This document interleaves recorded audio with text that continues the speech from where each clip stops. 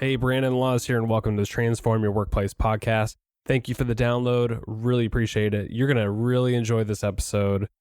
I loved it. I cannot wait to share this with you. So I'll make this quick. I wanted to basically give you a little bit of background. Eric Termunede is the guest, and a colleague of mine, Susie Weir, put his work in my hands, so to speak. She forwarded me a TED Talk of his and just said, hey, look, this guy is probably the next Simon Sinek. I mean, and Susie's a huge fan of Simon Sinek and his work. We find it, everybody at Zenium, and a lot of people out there find his work really inspiring. And if she feels like Eric's the next, and I always hate doing that because everybody's their own person, but Simon Sinek's ideas have made such an impact globally. And for Susie to say something like that, I was like, okay, there has to be something here. So I reached out to Eric. I was fortunate to book him for this podcast. He's the author of Rethink Work, Finding and Keeping the Right Talent. He wrote that several years ago, and he does a lot of speaking, and he's building a company around his ideas. So in this podcast, we cover everything from stereotyping generations to what's the HR departments of the future going to look like.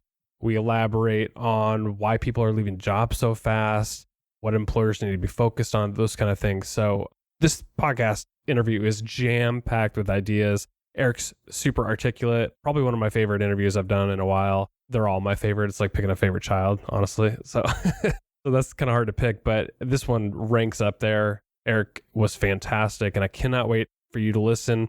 Please let me know what you thought of it. Go to Apple Podcasts, give us a review, reach out to me on LinkedIn, Instagram, all those places. I want to hear what you thought about this one in particular. So enjoy the episode with Eric Termunede, the author of Rethink Work. Eric, so good to have you on the podcast. Welcome. Hey, thanks so much for having me. I'm excited to be here today. You're everywhere right now. You got TED Talks, you're writing books, you're making guest appearances on TV shows, all sorts of stuff. And you're in your 20s, aren't you? Yeah, that's true. So you probably get asked this question quite a bit. It's worth diving into and starting the podcast this way. But why are people in their 20s quitting jobs at a pace that they are and switching jobs? Well, I wouldn't limit it to people in their 20s. First of all, I think the world of work is a lot different than it was 15 or 20 years ago. In fact, I saw a post this morning on Twitter that said that IBM's supercomputer that they spent $110 million on in 2001 has the same computing power as the new Xbox X series that's coming out later this year. So the world technologically is insanely different. And as a result, how we work, when we work, who we work with, and why we work, I think are all changing.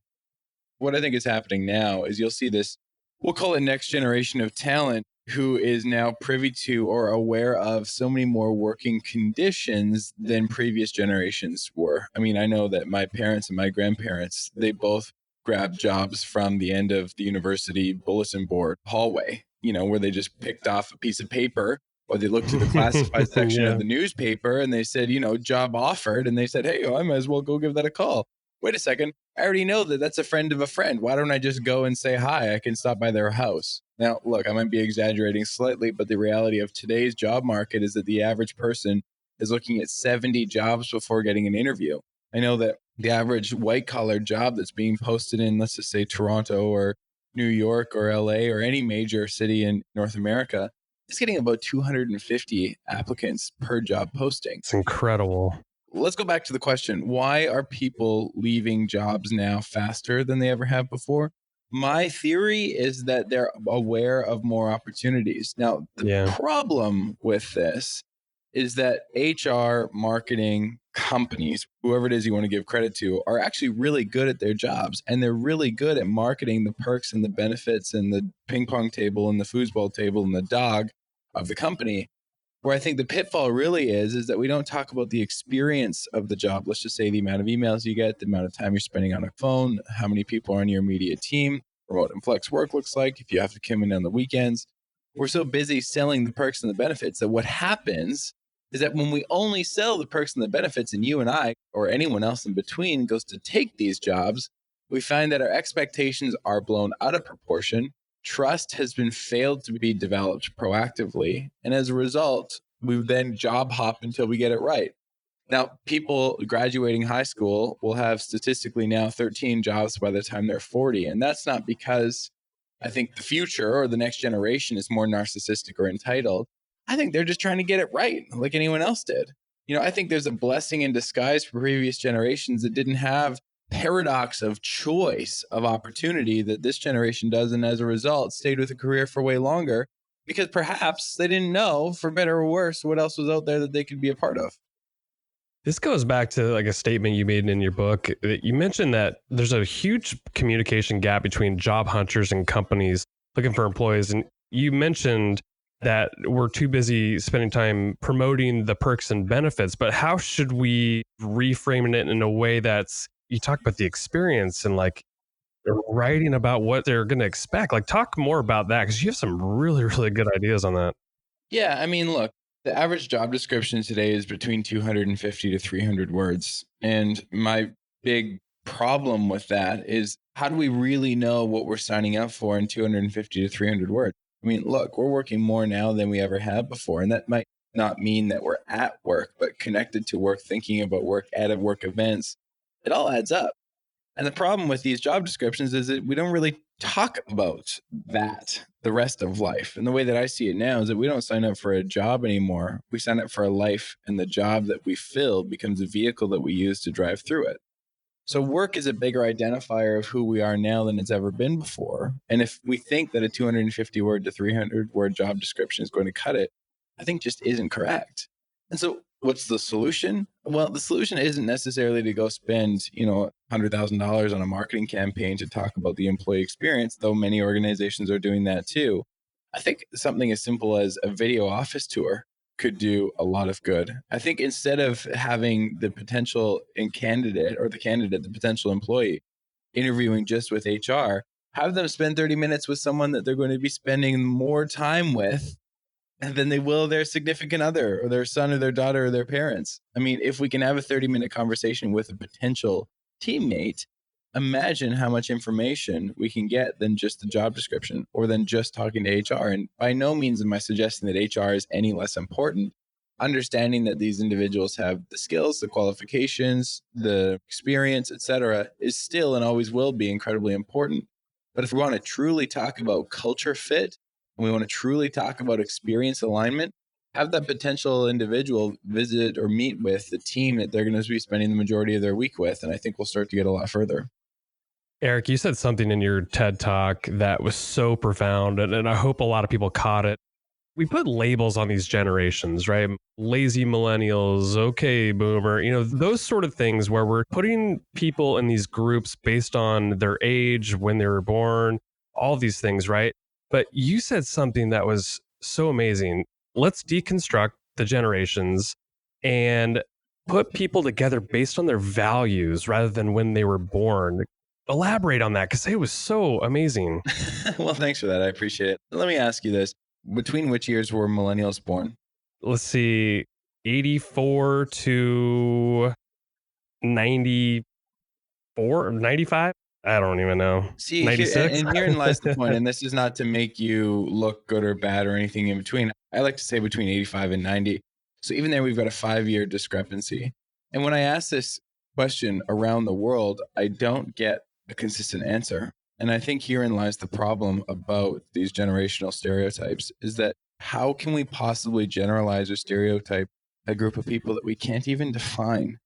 Hiring a millennial is like saying, I want to hire someone with a size 10 shoe or with blonde hair or with brown eyes. I mean, when we talk about what people are, their age, their race, their shoe size, we forget to talk about who they are. And therein lies the true differentiator. I mean, we've gone from traditionalists to boomers to Gen X to Gen Y to Gen Z to, I don't know what's next, like what I like to call like the battery generations, like A, double A, triple A. I don't know. I don't know what's going to come next, but something will. And I think so long as we limit this conversation to talking about age, we'll really fail to get to who the individual is. And truthfully, I think that this promotes a more diverse and inclusive workplace too, because if we're stuck saying that we're going to hire a white male or a black female, then we get stuck too much in this like checkbox quota hitting exercise that doesn't do anyone any good. If we want someone who's going to work a very strict 9 to 5, and when they leave their work at home, They will not be called in on the weekends. It will be, let's just say, shift work on the manufacturing line. Then, hey, we can start to get somebody who wants that experience, who values that security, who values that work-life balance, which, hey, truthfully, they're not going to get many other places. And so what I like to say to organizations is to say, when you try and be everything to everyone, you end up being nothing to anyone. And so when we focus on this idea of being the best, my question to you is, who are you best for? Because it's not for everyone. And I can almost promise you it's not for millennials either. It's for the individual that wants the experience that you already are giving your existing employees. And so what I like to say is, if you can understand the heart of your team, that is the habits, the artifacts, the rituals, and the traditions. And I encourage you to do that. Write that down. HART. What are our habits, our artifacts, our rituals, and our traditions that separate us and make us unique? Then we can start to understand not what we're attracting, but who. Because I think this generational conversation has had its time. And if it were up to me, we would never talk about it again. Yeah, I think you're totally right. I think it was at one point when there wasn't as much communication options, the technology's really brought on all these things, right? Where we can now showcase what our culture is like and our values and beliefs. And I think just communication is getting better. People expect it now. Hey guys, it's Brandon here, your host of Transform Your Workplace. And I wanted to say that today's episode is sponsored by Pat Live. Did you know that 76% of customers hang up if they don't reach a live person? I mean, that's insane. And 85% of customers won't call back after an unanswered call. Stop forfeiting your business to your competitors because of missed calls. Pat Live offers 24/7 live answering services, so you can spend less time following up and more time growing your business. And unlike many other live answering services, they're open 365 days a year. Their friendly and professional agents are all located in the United States and provide all the benefits of a personal receptionist at a fraction of the cost. They offer fully customizable scripts and call handling experiences to fit your business needs and fit seamlessly in with your brand. Pat Live is more than just an answering service. Whether you need assistance on nights and weekends, overflow call handling, or full coverage, Pat Live has you covered. They offer everything from message taking, call screening and transfers, to lead collection, appointment scheduling, order processing, and so much more. According to Business.com, Pat Live is the best answering service for small businesses in 2020. With Pat Live's virtual receptionist, you can turn more callers into customers, take better care of your clients, and improve your team's ability to focus and be productive.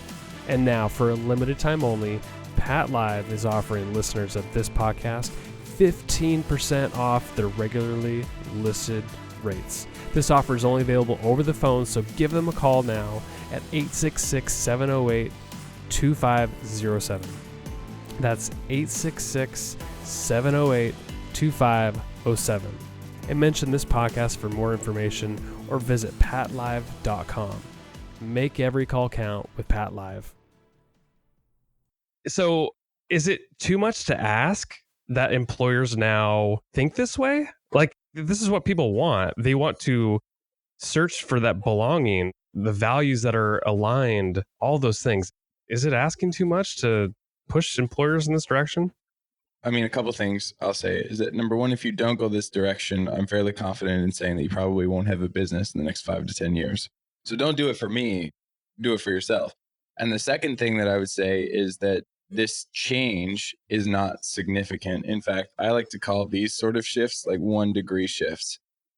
And I think that going into this is pretty important, because when we talk about the future of work, we hear words like change, speed, rapid innovation, radical disruption. We hear all these like huge words that I don't know if they're intended to strike fear into the listener's ears or what. But what I realized is that how we got to where we are today, of course, didn't happen overnight. It happened by every intentional decision that we made. So I like to call those 1-degree shifts. And getting to where we want to go next is not going to be a big radical jump either. It's going to be a series of decisions, a series of intentional decisions that we make over and over again. I mean, we all know how to eat an elephant, and that's one bite at a time. And we all know how to run a marathon, and that's one step at a time. And we all know how to gain and lose 10 pounds too. And that's 1 pound at a time, or perhaps one Big Mac at a time, or perhaps one extra run around the block at a time. And I think that when we look at making a change like this, we're not saying throw out the playbook. We're saying find where there's friction and look at the smallest viable change you can make to reduce that friction. And we make that change over and over and over again, all of a sudden we're set on a new path. And I'll give you an example. In 2002, Sir Dave Brailsford was asked to be the cycling coach for the British cycling team. Now, in the 76-year Olympic history, the British cycling team had never won a gold medal or even been on the podium in the Olympics. So Sir Dave Brailsford has a 6-year window to get them from nowhere near the podium to on top of the podium. And he looked at the cycling team. He said, this is broken. This is absolutely in shambles. We could do one of two things. Number one, we could throw away the rule book and start all over, start with a new team, start with a new everything and see how we could take it. Or he took a different approach. Or he said, why don't we take this sort of 1 degree, 1% approach and make a series of small changes over and over and over again? Because what we know to be true and what we know that people hate are two things. The first is change, and the second is the way things are, right? So it kind of leaves us in a tough spot. We hate change, but we can't stand still either. So Sir Dave Brailsford took this 1 degree approach where he said, okay, where am I experiencing friction right now? And what he realized is that the players were getting sick, the cyclists were getting sick too often. So what he did is he brought a surgeon in to teach them how to wash their hands. They sent out a press release that said, we will not be shaking hands. We will be doing fist bumps or elbow bumps. And that's not out of disrespect, because we respect everyone in the cycling world. We are just preserving the health of our riders. So they made that change. Then what he realized is the bikes were broken down too much. And so what he did is he painted the floor of the mechanic's truck white and saw that dust was collecting. When he saw the dust was collecting, he swept out the dust from the bottom of the van, and the bikes were back on the road faster. And when he made these changes over and over and over again, what he found is that in that 6-year time, he made tens of dozens, if not hundreds of small 1 degree shifts, reducing friction. And when they got to the 2008 Olympics, they made it to the podium, not once, not twice, but 7 golds out of 10. And I think when we take this 1 degree shift approach, and when we shift from what we're attracting to who we're attracting, that we don't have to take our playbook and say, throw it out completely. We don't have to view this as a significant pivot for the company. What I think we have to realize is that when we continue to reduce friction, when we continue to build trust, and when we continue to make intentional 1 degree shifts, we get to where we're going faster. Let's talk a little bit about just the way people are working nowadays, especially those who grew up with technology. I've heard this time and time again. People feel more isolated than ever, probably more so like people who grew up with it rather than the generations before them. I think they know how to disconnect. But people who are seemingly connected all the time, they feel more isolated, which makes no sense, but there's truth to it. So what's the solution and why is this happening? Well, I think you're going to need an expert far greater than I on this specific topic, but I've got a couple of theories anyways, none of them backed by significant research, just based on observation. What I know to be true is that we're checking our phones between 80 and 250 times a day. We're spending 3.5 hours a day minimum on our cell phones and up to 11 hours a day in front of a screen, whether it be computer, TV, or cell phone combined. And in a world that I think has never been this connected, I don't think we've actually ever been this disconnected. And I think the reason for that is because it's really nothing replaces that face-to-face conversation. In fact, Google did a big study of I think 5,200 of their employees asking, what is the smallest 1 degree shift that we can make in order for us to better connect as a team? And they said to stop doing conference calls without video. Because what happens when we have video is that I can see your reaction. I can see your facial expressions. I can see that you're focused on what it is that I'm saying. And you know that I'm focused on what it is that you're saying. It doesn't add anything else to the phone call in terms of commitments or requirements other than turning your webcam on so that everyone can at least feel that they can see each other's expressions. And so in this hyper-connected world, I think that what's happening is fewer or less and less face-to-face conversation is happening. And I would argue as a result of that, fewer experiences are being shared. I might have an experience at my desk in my office recording this podcast, and you might have one wherever you are. We haven't had this discussion.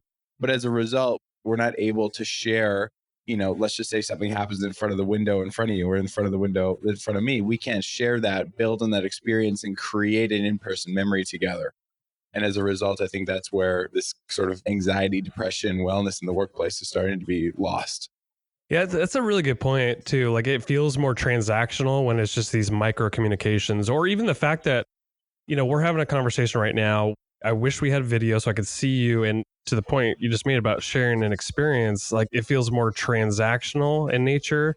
Whereas like, oh, we're together, I can see your facial expressions, or, something just happened outside your window and I experienced that with you, whereas I can't see. So yeah, such a good point.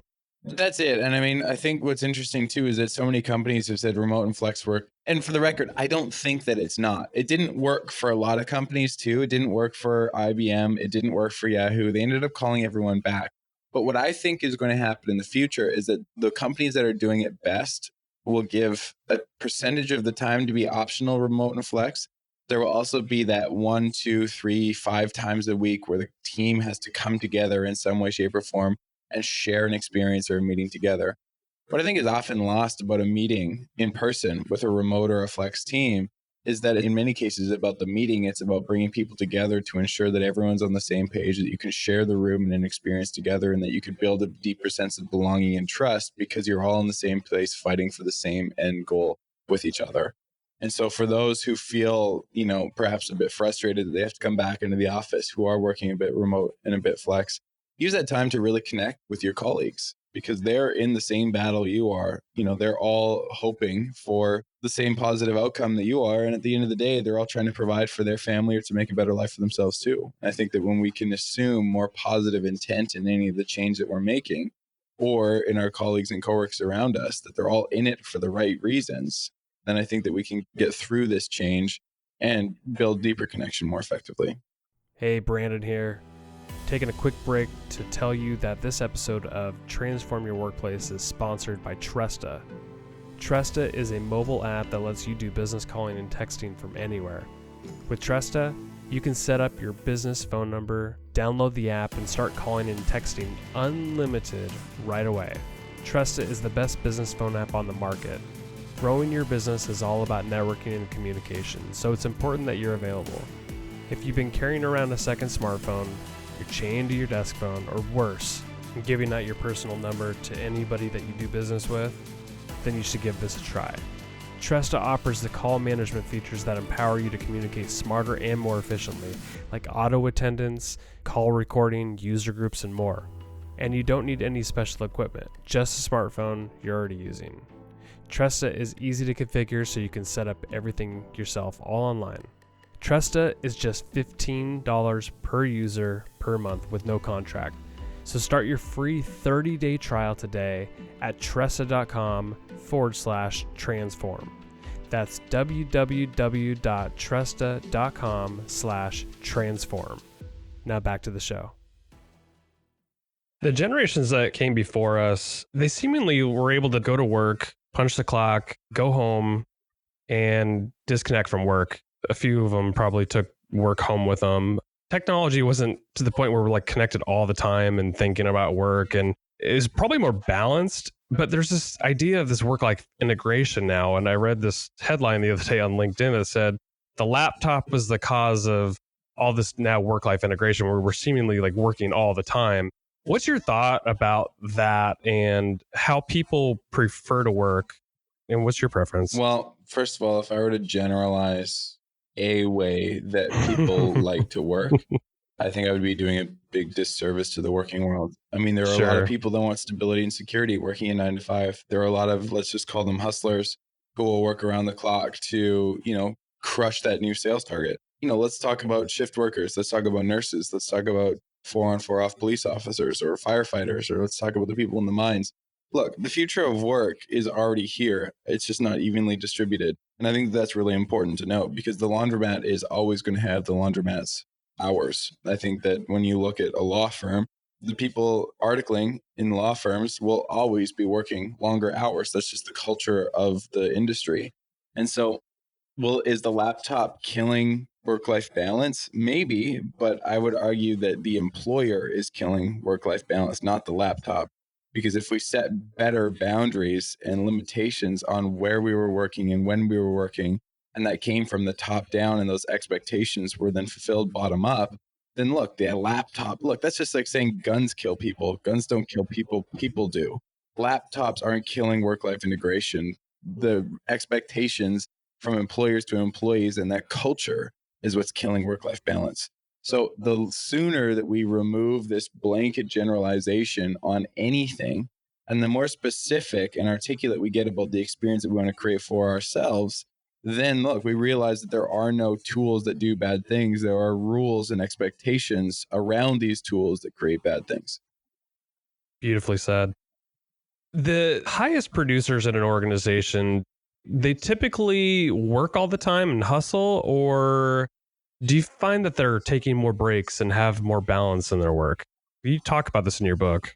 There's been studies done that say the optimal working window is 50 minutes and then a 17-minute break, and then you're right back at it.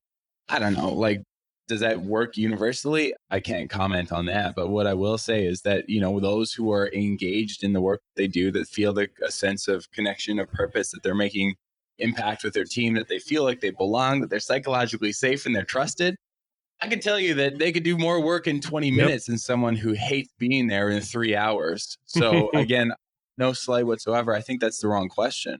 I think the question should be not who gets the most work done. It's like, what is the environment that we can create so that people can feel their best, therefore they then do their best. And again, that is no universal comment either, because look, the best place to work in America right now, according to Fortune magazine, is the Hilton hotel chain. The second best place to work in America right now is Salesforce. Now, look, we're talking hospitality. We're talking literal hotel rooms versus San Francisco tech company. And what I want to suggest is that the people that are working at Hilton probably don't want to work at Salesforce. And the people at Salesforce probably don't want to work at Hilton. So this idea of a best culture or a best office or a best anything doesn't really work. And so what I would suggest you to do, or anyone who's listening today, is do what I call is really plant your flag. Is to understand what is that experience that works best for our people. What is it that allows them to feel that they matter, that they're making impact? Maybe it's a cubicle. Maybe it's a 9-to-5 environment. Maybe it's remote and flex in a work environment that's absolutely unique to whatever our employee is. But I know companies that are 100% remote that do a phenomenal job. I know companies that are 100% 9-to-5 in cubicles that do a great job too. The problem with companies like either of these is that when they sell something they're not, and somebody comes into that company without understanding what that experience is going to be, then you set these wild expectations and realize that when the people get there, they are not where they ever even thought they were going to be.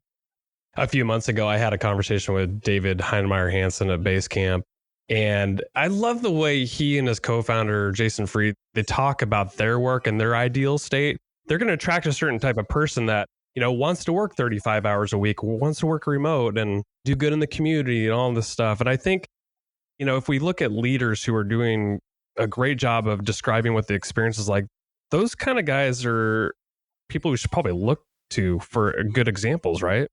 Well, absolutely. And what's going to happen? I often use Zappos as an example. Zappos, online shoe retailer out of Las Vegas. And look, everyone's sick of the story of how great Zappos is.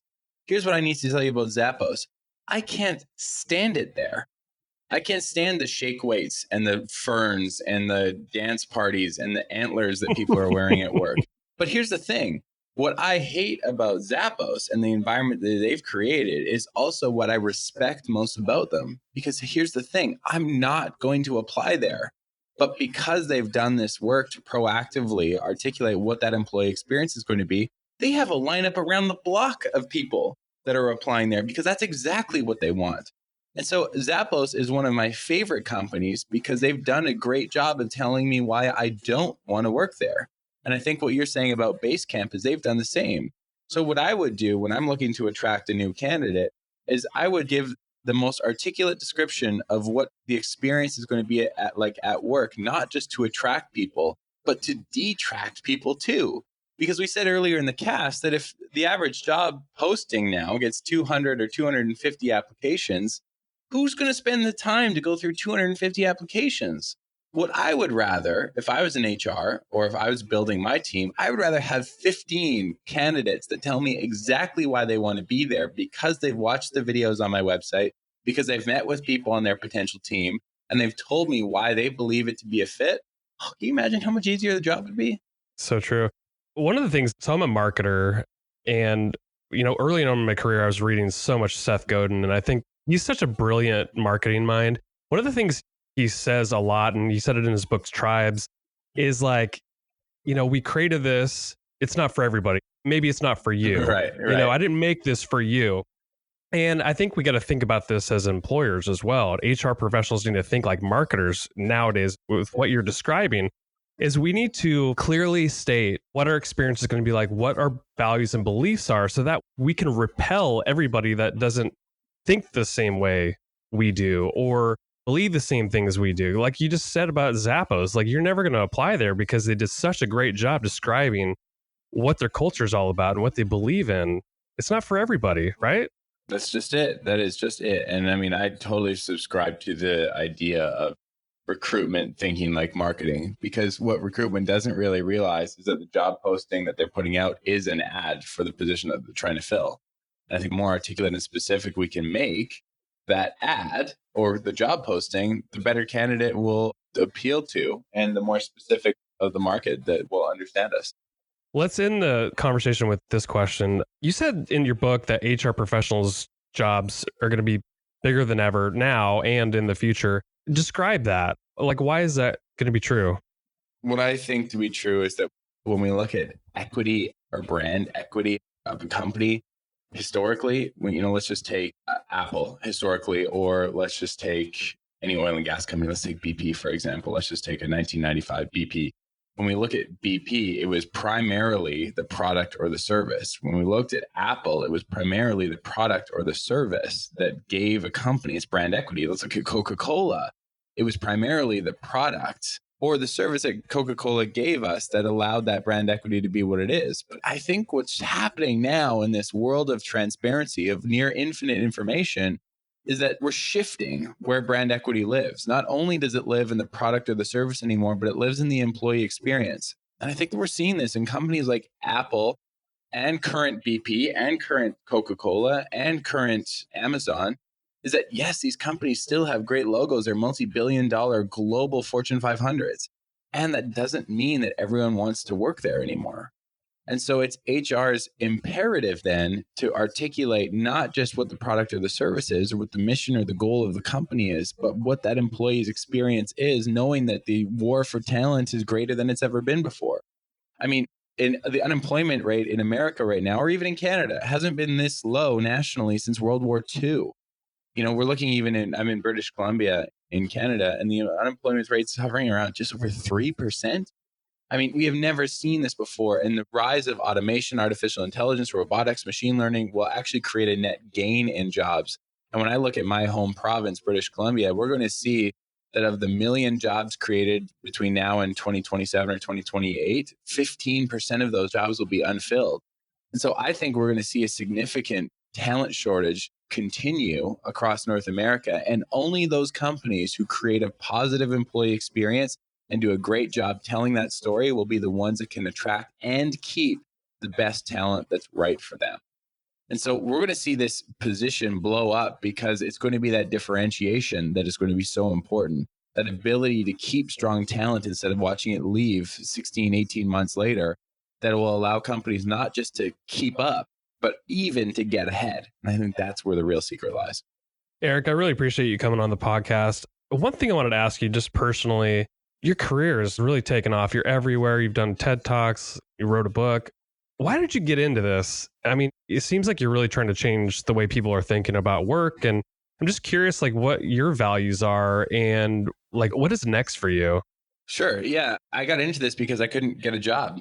I graduated at a university and I did the same thing that everyone else did. I applied to 70 different jobs. I changed one line in my cover letter. I tweaked the resume 0% and just sort of really hoped that it would work. I applied to what I thought were the best companies to work for in the area. I looked at the best managed companies and I realized that I was applying to companies and to industries that perhaps I had no interest in at all.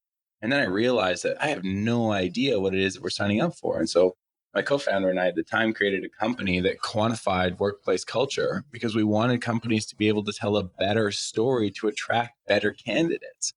So, that went great and ended up writing a book about it. And I've been speaking about this topic ever since. But I just think that when we look at work being a bigger identifier of who we are now than it's ever been before, just by virtue of hours worked and connected to the amount we're connected to work, imagine, the life that we could live if we enjoyed the work that we did. Imagine the service we would be doing to our families and to our friends if we came home at the end of the day with a skip in our step. See, I was looking at too many statistics and saw that not enough people are happy or are engaged at work. Not enough people are fulfilled. Not enough people are in a position that they feel that they can be their best. And I thought, why don't we fix that? It's better for everyone when they come home at the end of the day to be able to do something that you enjoy. And this doesn't mean that we're all flexing remote, that we're playing with dogs all day. That doesn't mean any of these things. It means when we can find, in Seth Godin's words, a tribe of people that do things the way we like to do them. And we can tell that story more effectively, then we can keep better talent. And it just so happens that these changes aren't big. They're 1-degree shifts. They're the ability to find and reduce friction over and over and over again. And when you ask me what's next for me, it's just that. It's finding friction as fast as possible and reducing it. I mean, I find that my 5-year or my 10-year goal changes every third day because of the doors that present themselves and the conversations just like you with what I'm having with you present themselves. And so if I get too fixed in this 5-year goal and not able to pivot along the way, not able to reduce friction that pops up or to seize opportunities that presents itself, then, I'll get to a finish line that I never wanted to cross. And so I think that we can do that with companies too. There are too many variables. There are too many moving parts for us to assume that we know what's going to happen tomorrow. But if we can reduce the friction today and continue to make the smallest viable changes over and over and over again with at least a North Star or a piece of guidance down the road that will inevitably change, that's when I think we can build the most intentional future and a great place to work along the way. My guest has been Eric Termunede. Eric, thanks for coming on the podcast. I really appreciate it. Hey, thanks so much for having me.